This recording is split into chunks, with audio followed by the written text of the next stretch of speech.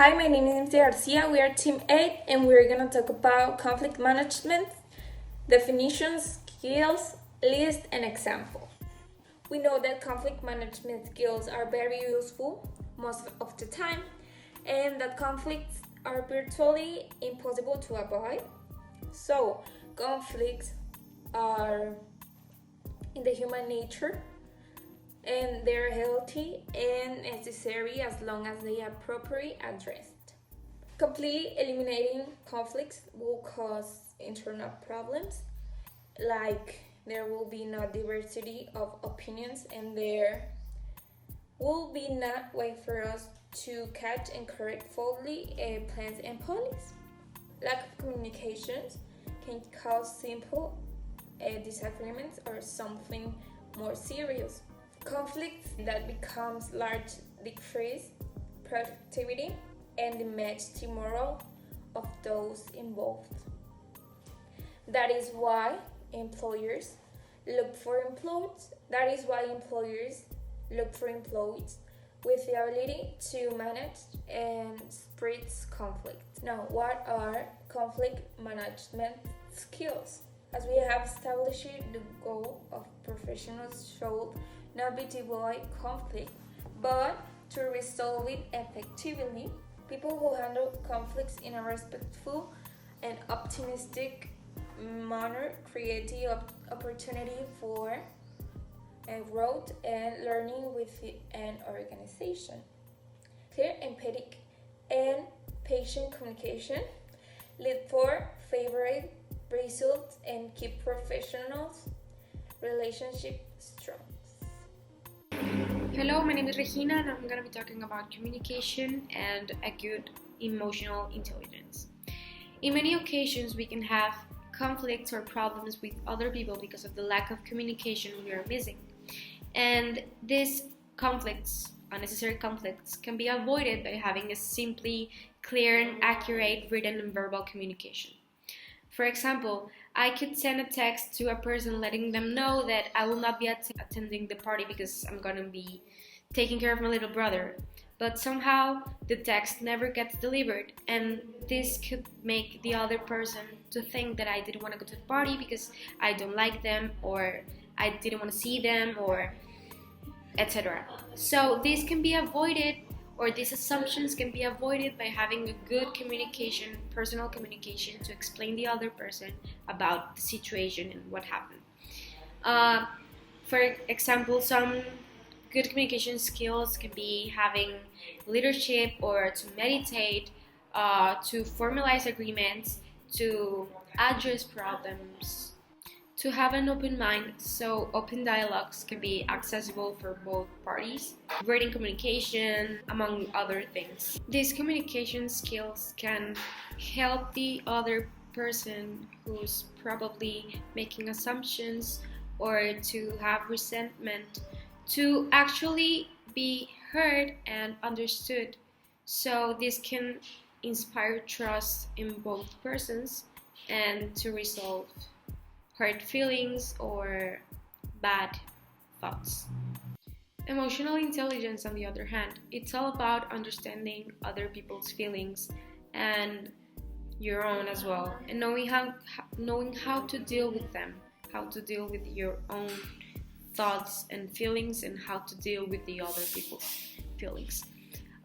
These people who have a high emotional intelligence know and identify really quickly the needs of other people. This means that if I'm listening to a problem, I know exactly what the other person needs to feel understood and to feel listened. So I'm going to help this person to actually feel like this. But at the same time, I'm not gonna mix my feelings and their feelings. I know how to deal with my own, and I know how to cope with their feelings and thoughts. A few ways or a few tips to do this is to be a very adaptable person, to help others, to be a good listener, to analyze the whole situation and the person, and at the same time, you have to assert feelings so you can have a glimpse of what's going on inside the person's mind and what is she or he feeling. In my opinion, these conflicts that were mentioned above and earlier actually help us not to only avoid conflicts, but to also resolve them in a healthier way and in a successful way. This means that most of the time we actually hope that time will take away our feelings and our thoughts, but they don't actually go away. They stay right inside of us and we never take them out. So in a problem, in a random problem, we can, or we are more probable to explode and to take out all of these feelings that we never dealt with. So I believe that these skills actually help us to be prepared for the actual world and to be also prepared to deal with other types of people and thoughts. This is why most of employees and successful people seek other employees with these skills so they actually know how to manage and avoid and diffuse conflict. Hi, my name is Alfredo and I will talk about one type of conflict management skill, that's empathy, and also about creative problem solving. First of all, what's empathy? Well, empathy is to feel what other feels. It's that ability to put yourself in someone else's shoes, to understand people by knowing their needs, their motivation, and their problems. Some people are naturally more emphatic than others, but empathy can be developed over the years and by experiences in life. Empathy is very useful in conflict management because you can understand the problem that your worker or your coworker is having, and maybe with two minds can solve a problem instead of yelling, and because this can cause a worse situation. Some important characteristics of empathy include asking for feedback, building trust, managing emotions, recognizing differences, good self-control, and the ability to recognize problems among others. Now I'm going to talk about creative problem solving. We talk about how communication can help in conflicts. However, communication does not have always the solution. According to the author, most conflicts happen because people did not find a solution. So the difficult part is now to solve the problems. And for this, you need creativity. A problem solving is a very demanded skill for employees nowadays.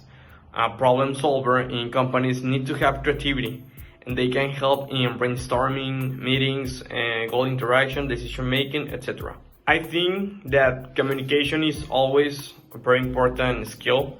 However, for me, the two important skills are the creative problem solving and empathy, because I think with empathy you can understand the situation, you can understand what is happening, and if you don't have this, you can solve the problem. I think that first you need to understand the problem.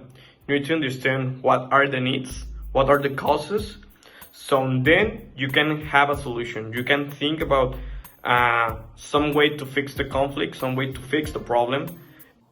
My name is Julio de la Rosa and I'm going to continue with this video about conflict management. These other skills are going to be helpful when writing a resume or writing a cover letter, or also while doing a job interview. And if you're already in a position where you have to resolve conflict, these skills can help you. First, apologizing. In some point of your life, you're going to make a mistake, and first you have to recognize that you made a mistake and then to give an apology. Why? Well, apologizing is one of the easiest ways to end a conflict, and it shows that you care and you just didn't let pass whatever that happened. Second, impartiality. If you already have the position where you have to resolve conflict, you're going to see sometimes two people arguing, and they both are going to have their side of their story, and it is important to be impartial so you can hear both sides and to see clearly who is wrong, who is right, or maybe if both of them are wrong, and how to proceed. The next skill that is also important is patience. All the time it is important to be patient so you can act in the best way possible. If you're not patient, maybe you will rush into doing something or saying something, and then you will say, I think if I waited, that situation could be resolved in a better way. Another important skill is to stay positive. Why? Well, sometimes when dealing with a situation or managing a problem, you're going to see a lot of bad stuff, or you're going to see a lot of problems. But if you stay positive, maybe you can see what is good in all the bad stuff that is happening, and you can start from there. Or maybe you can see that everything is wrong, but if you stay positive, it's going to be easier and faster to get out of that situation and start working your way out of a problem, or start resolving a problem. Another important skill is the ability to respect differences. Why? Well, people is going to have a different opinion than you, and you have to understand that they're not wrong for thinking different. That's just their opinion, and you may have another opinion, but you have to find a point where both opinions can work together, be together, and from that point to create a space where opinions are welcomed. This goes along with the next skill, that is the ability to take criticism. First, if you are able to respect differences, it is going to make easier for you to take criticism. Why? Because you know that other people have already other opinions, and so maybe they have an opinion about you, of how you do your work or how you say something, and maybe they want to tell you something. So first you have to be open to take to criticism, so these people that want to tell you something, they're not afraid that you're gonna get mad, or that you're going to do something to them for telling you that criticism. From criticism we can develop more skills. For example, maybe someone tells you that you're not good at apologizing. Well, if you take that criticism, you can start working on what you're doing wrong. Or maybe you're doing something good, but there's a window of opportunity that you can work on, and then you can perfect and skill. But well, we've learned a lot of skills that can help us manage conflict, but now it is important to learn how to make these skills stand out. To make these skills stand out, you can write them in your resume, but it is important to understand which skills are better suited for the job that you are applying to.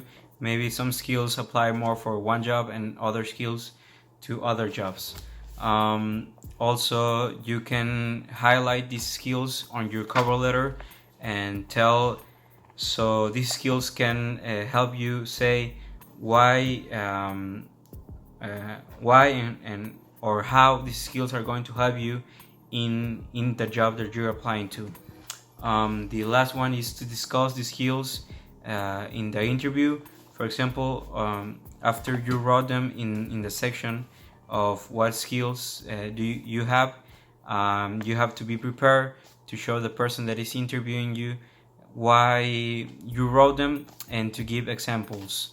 In my opinion, all of these skills are important and you have to work on them. But the skill that I consider to be the most important is empathy. Why? In my opinion, if you learn empathy, it is going to make it for you easy to communicate with people, to coming up with solutions for problems, to apologizing to people, or to respecting differences, to understand if people is going through some problem or stress, to remain calm, to stay positive. I think all of the skills that we talked about can be worked,